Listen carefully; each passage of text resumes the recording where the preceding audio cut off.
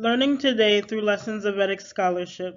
The purpose of this PowerPoint is to tell a visual story and highlight some of the moral stories and lessons which make up the larger stories of the Mahabharata and Bhagavad Gita. Sometimes finding both internal and external conflict, we all encounter struggles to achieve and discover meaning and purpose. With this visual, I would like to present a way to use the epics to overcome the challenges of learning we all face.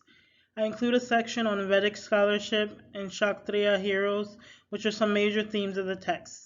Upon the outbreak of the Kurukshetra war in Mahabharata, Dhritarashtra tells Duryodhana, his son, "Let us not have war. Be satisfied with half the kingdom. It is enough if we govern that half well." Mahabharata teaches that the stories are artistic creations in which lapses they impress desired morale. It says that they dispose the mind to humility and watchfulness and make it realize the need for divine guidance. Learning is multifaceted. Learning new subjects are often very tough to master. Almost all of us find ourselves at some point the person who knows the least about a subject. Fortunately, in most fields, we can find one person or group of people and partake in their expertise about a subject. Learning is multifaceted, so it requires us to be uncomfortable, as it pulls us in multiple directions. The story of Mahabharata tells the tale of the Kurukshetra war. In our minds, there's a constant battle between good and bad. It can seem like a war in our heads. We constantly struggle to fulfill our duties, learn wisdom, to act upon our morals, and develop virtues. Woven within the Mahabharata story is the Bhagavad Gita, which represents the struggle between how we experience the world through our sense perceptions and our consciousness. Try to remember this explanation and understand why learning is multifaceted the next time you set out to learn something new. The Pandavas. And by Debroy's July 2020 article, Revisiting the Pandavas, he cites Dharma has never been given up in our lineage, nor have objectives been lost through laziness. We are all superior beings. O king, why has disaster befallen us again?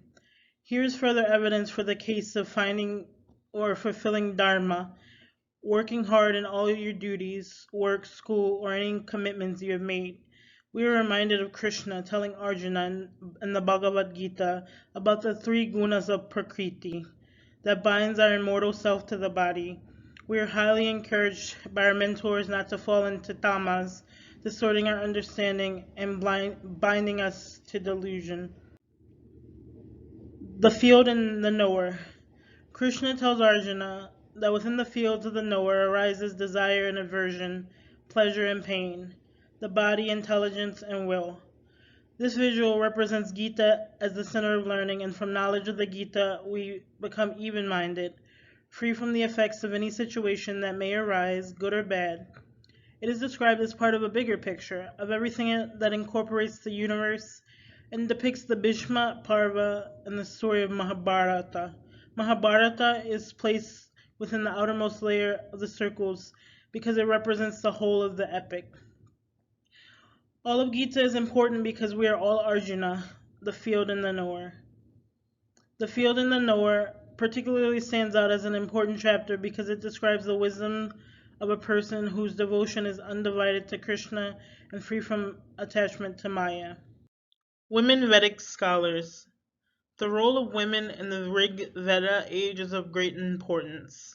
1500 to 500 BCE. Gosha, Lopamudra, and Ganhari are highly valued, respected, and contribute great to Vedic history.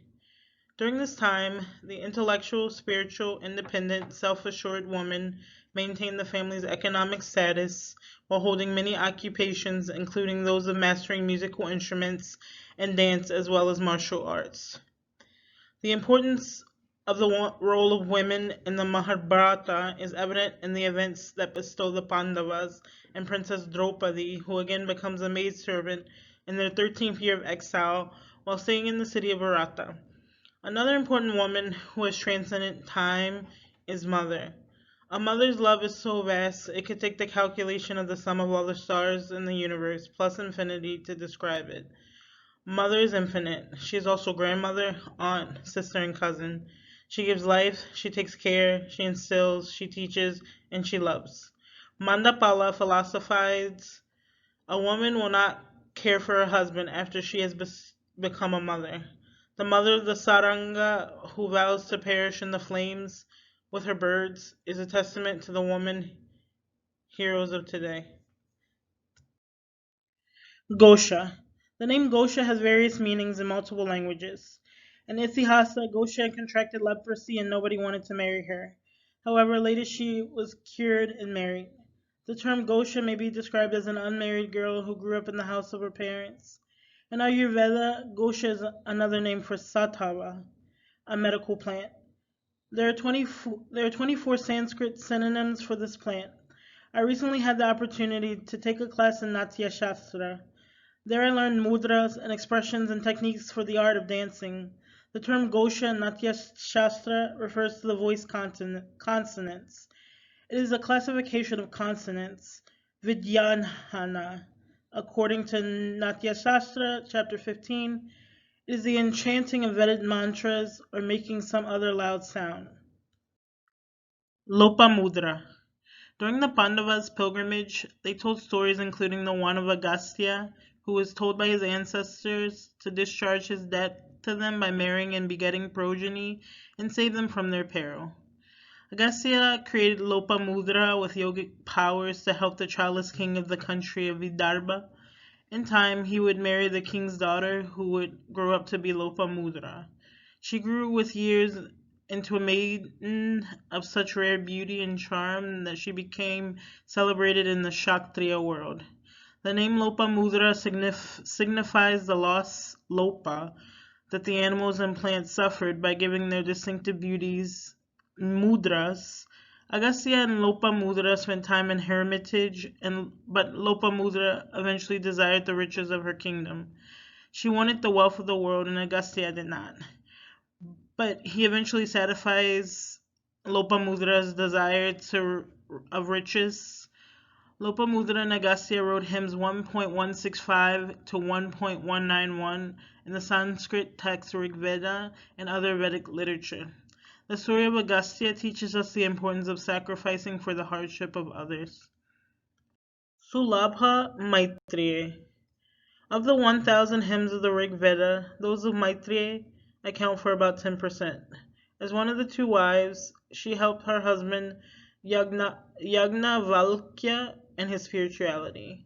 She was very well versed in the Vedas and inspired her husband towards asceticism.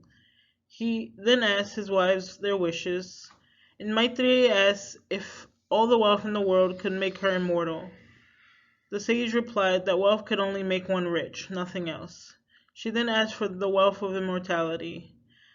Yagnavalkya was happy to hear this and imparted Maitreye the doctrine of the soul and his knowledge of obtaining immortality.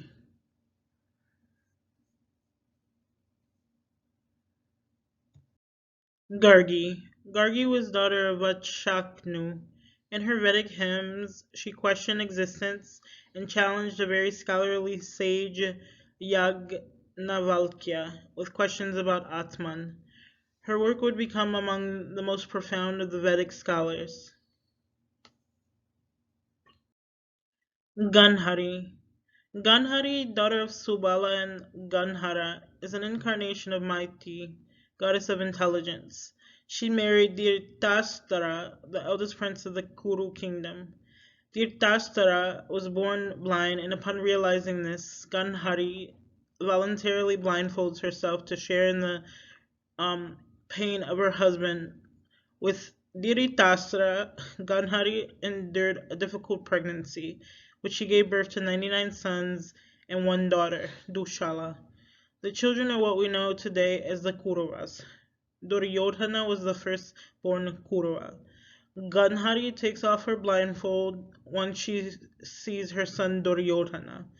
All of Ganhari's sons were killed during the Kurukshetra war. In life, we are positioned to make sacrifices.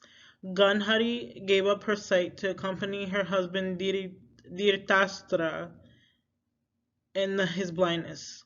Through our sacrifices we receive blessings. Ganhari's blessings were her 100 sons.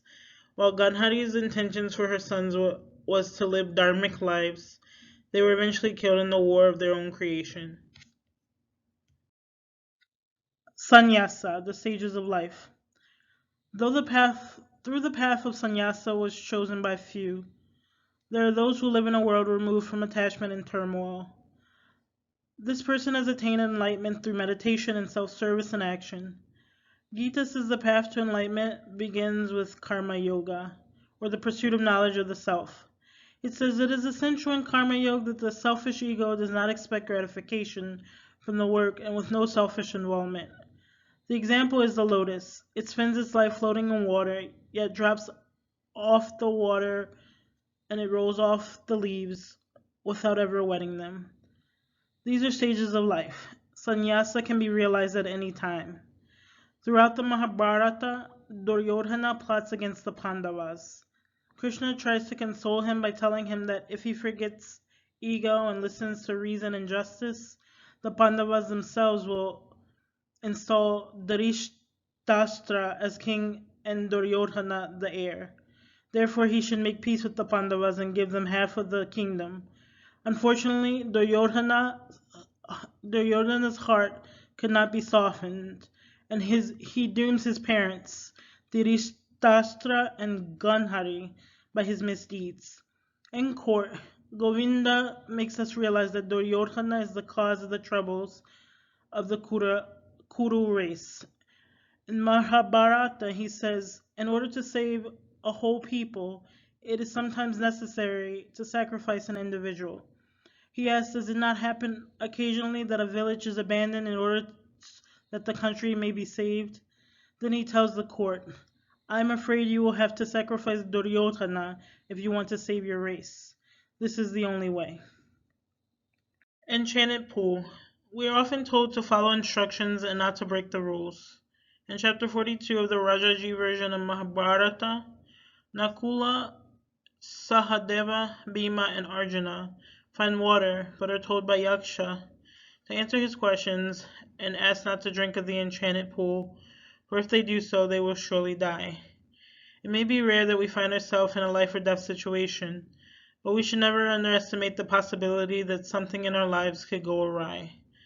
We should respect and listen to our elders because they are often more knowledgeable and experienced.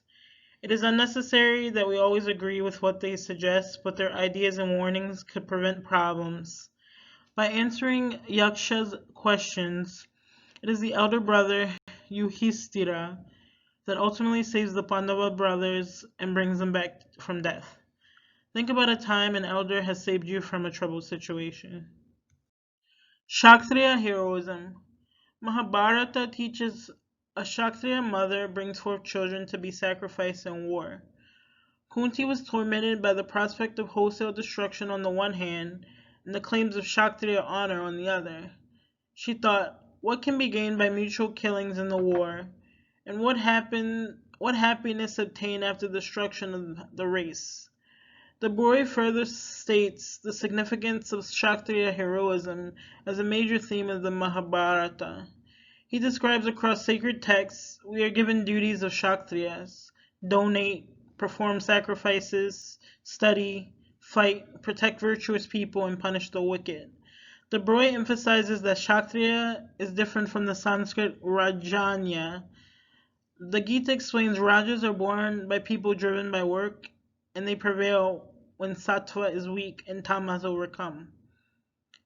Right before the Kurukshetra war, Salya deserted the Pandavas, who were entitled to his love and esteem, and pledged the word to fight in Duryodhana's side, which shows what dangers may lurk in receiving hospitality of kings.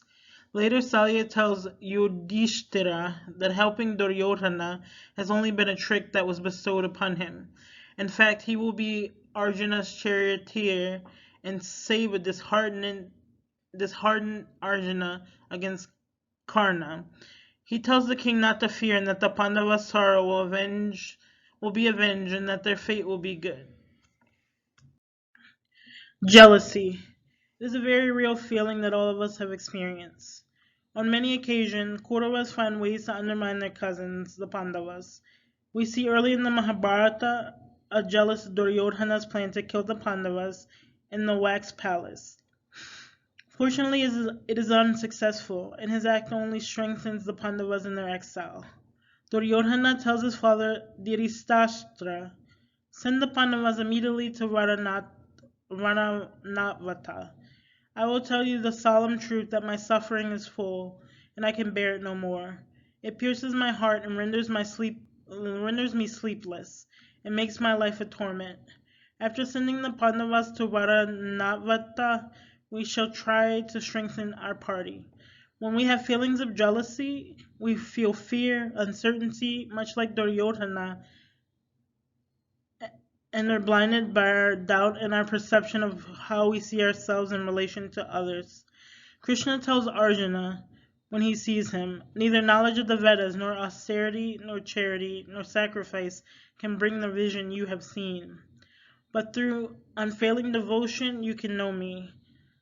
Those who make the supreme goal of all their work and act without selfish attachment, who devote themselves to me completely and are free from ill will for any creature, enter me." Bullying. Mahabharata asks, can happiness be gained with possessions obtained through war? And what good can we reap from a kingdom won after killing our own relatives? It says, do not therefore commence hostilities. A lot of us have been bullied at some point in our lives, and we are usually bullied as a result of someone's jealousy. Bullying has been depicted in the media and sought to be understood in circles of psychological thought, as well as just a way for parents to understand the inner worlds of their children's behaviors and relationships. Even more, adults bully other adults to compete for money and power. Mahabharata gives us Duryodhana, the powerful Kaurava's brother, who will stop at nothing, even taking his family to war to defeat his righteous cousins. While it is in our best interest and in the interests of others for us not to commit bad acts, we should not blame others for the wrongs we have done. It is us alone who must be accountable for our actions. Mahabharata teaches that mere learning is not enough. We see this as matters were made worse for Aravasu, who blamed his brother for murder. Later, Brihaspati consoles Sachi Devi against an infatuated Nahusha. He who betrays one who has sought refuge will meet with destruction. The very earth will not seed that he sows sprout. There is enough room in the world for all of us, so let there be no antagonism, therefore, between us. Vishnu's 3 steps. Gita says at the beginning of time, Vishnu took 3 steps that measured out the entire cosmos. The 3rd step became the heavenly world. Krishna exists in a realm where both darkness and light coexist. We are all here on earth together, so we must live and excel together. We must coexist. Learning teaches us tolerance and to live in unison. Gita uses the image of an upside-down tree, a world tree, rooted in Brahman, which branches out into creation in the realm below. I interpret this tree as being a tree of life. The tree should be protected as each precious life has great worth, and too should be protected and valued by all. Though the true form of the tree, its essence, beginning and end, is not perceived on this earth, the roots of the tree binds us to action, and this world, as the love of life, calls us to our duties. Prakriti. Krishna knows the mind of both the Pandavas and Kauravas. The Pandavas' mind clings to righteousness, and the Kauravas to hatred, jealousy, and enmity. Duty demands that both sides should make an attempt for peace. Gita says the fruit of good deeds is pure and sattvic. The fruit of rajas is suffering. The fruit of tamas is ignorance and insensitivity. All the time we experience some form of the gunas of Prakriti. The Pandavas lived their 13 years of exile experiencing uncertainty, hardship, and fear. But as Uncle Salya confronts the Pandavas with his kind words, we all know victory awaits the patient. We should know that we will exist somewhere within each guna, so it is in our best interests to move towards the one which creates the most well-being. That is sattvic. Sattva is pure, luminous, and free from sorrow, binds us with attachment to happiness and wisdom. We know that if we lean towards the Raja or Tama, we may have to wait, like Nahusha, several thousand years for deliverance. Gita Gunas. Gita says Prakriti is the agent, cause, and effect of every action, but it is Purusha that seems to experience pleasure and pain. Learning is all about pleasure and pain. We learn from our experiences that if we perform certain actions, we will receive certain rewards. Practicing meditation and self-service are important lessons of the Gita. I am learning to understand the importance of the lessons found in the text. I just recently learned the 3 Sanskrit terms describing the gunas from my Gita class. The 3 terms are relevant to any society because they represent the phases of the self of which all of us exist. In order to be a valuable member of any society, we must first understand ourselves and detach from the parts of the world that make us unhappy, uneven, and insecure. We must learn to find happiness within ourselves instead of hoping other things will bring us fulfillment. Only then can we help and lead others. Since starting the Gita class, I've found many moments where I felt uncertain and then taken to the text to understand why I feel uncertain about a particular part of my life. It is a text of guidance that has helped me in my journey thus far in understanding Mahabharata. The texts have challenged me because my upbringing was very different from the Vedic tradition. Yet I have found in this tradition meaning, purpose, pleasure, pain, wisdom, and friendship. For those reasons, I have attempted to make this visual to share my continuous journey with others.